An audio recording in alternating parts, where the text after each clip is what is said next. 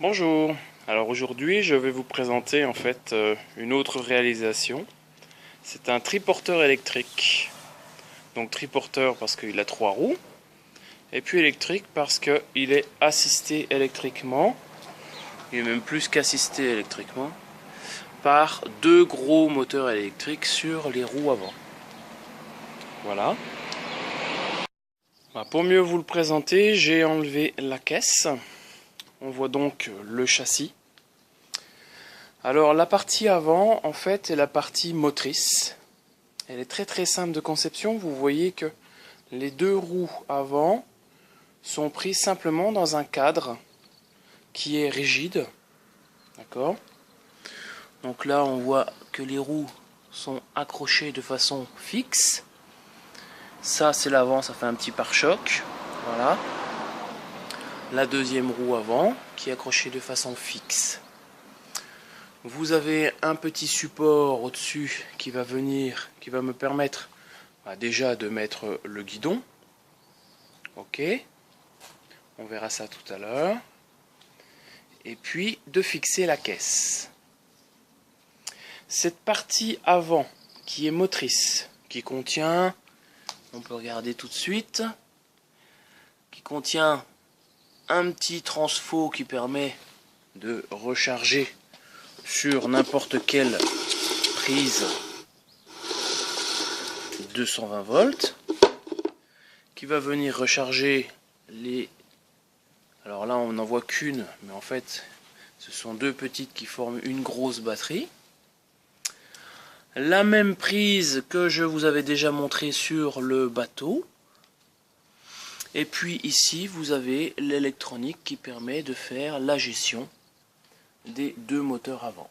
Évidemment ce sont les 2 mêmes moteurs, les 2 mêmes roues et les 2 mêmes gestions, pour avoir un équilibre de traction.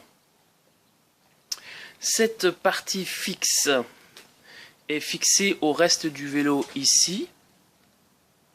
Voilà, donc c'est démontable évidemment. Et vous voyez que donc la partie arrière du vélo est fixée. Je prends un peu de recul pour bien montrer. Regardez la barre qui part de l'arrière. Ça c'est l'arrière d'un vélo tout simplement. La barre qui part de l'arrière et qui vient à l'avant. Alors pourquoi à l'avant? Vous pourriez me dire pourquoi tu n'as pas fait l'axe au milieu là? Tout simplement pour un problème de stabilité. Il fallait que l'axe de rotation soit devant l'axe des roues. Et vous voyez qu'il est incliné, ce qui me donne en fait un angle de chasse. Ce qui fait que normalement, si ça avait été une propulsion, là c'est une traction, mais si ça avait été une propulsion, ça me donnait de la stabilité. C'est-à-dire que si je lâchais le guidon, le vélo revenait droit. Alors, comment ça fonctionne? Vous voyez qu'il suffit de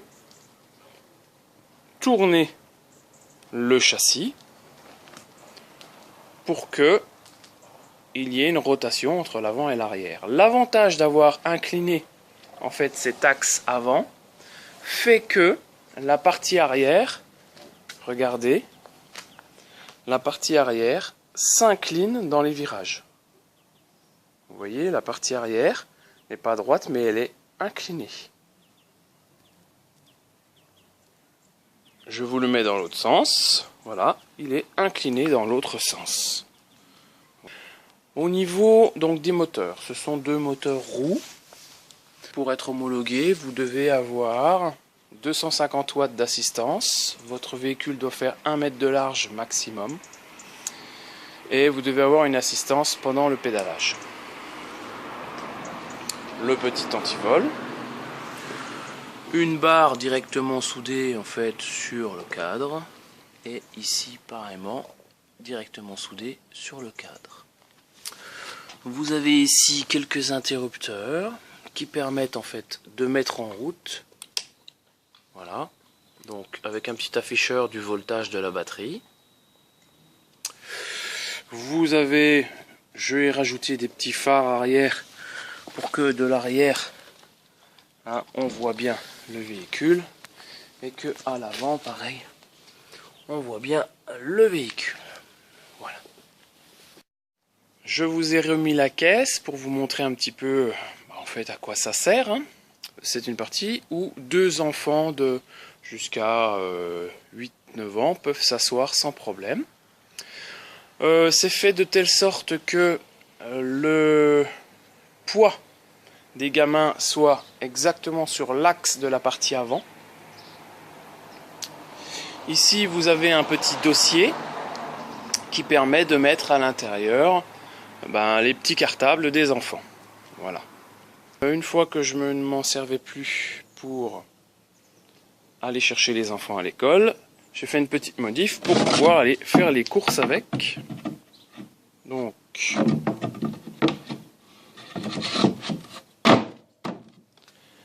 voilà, j'ai déplacé simplement le dossier, je l'ai enclipsé à l'avant. Donc ça c'est la petite modif qui permet en fait de faire une caisse. Et donc comme ça, vous pouvez aller faire vos courses avec le triporteur. Au niveau de la partie commande maintenant. Alors vous voyez c'est très simple. Il y a ici, alors je ne l'ai pas branché, ça ne va pas avancer évidemment. Ici vous avez un accéléromètre, un accélérateur, excusez-moi. Voilà. Là un petit indicateur de l'état des batteries, mais ça sert à rien. Ici vous avez, il y a une petite lampe, mais en fait cela inverse le sens des moteurs, cela vous permet de reculer.